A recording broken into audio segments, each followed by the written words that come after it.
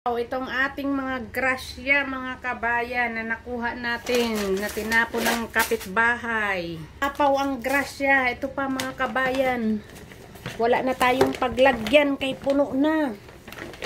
Grabe yung aming mga kapitbahay. Kita nyo to, ang mamahal ng mga ganito, mga kabayan. Tinapon lang to. Hala, ayan, mga dilata. Puno na, wala na akong mapaglagyan sa dami ng blessings dito na tinapon ni kapitbahay.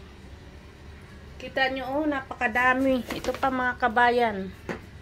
Umaapaw na naman tayo ng grasya, kaya napakaswerte ng mga mabibigyan ng ating balikbayan box. Ayan, mga kabayan, oh. Puno na naman tong ating lababo ng pagkain. Para na tayong nag-grocery nito araw-araw. Ayan, mga kabayan, oh. Kita nyo to, may mga pa, beans, ito, mga mamahal ng mga pagkain na to, tinatapon lang nila. Ayan, mga kabayan, kita nyo tong mga pretzels. Wow, kita nyo nga to, oh. Pati ito, ang dami. Yung hindi ko na nakuha kay wala na akong mapaglagyan ng umuulam pati. Ayan, mga peanuts. Diba? Ang dami. Ito, mga kabayan, oh, perfume, panlalaki. Napakabango nitong perfume na nakuha ko. Ang dami panlaman.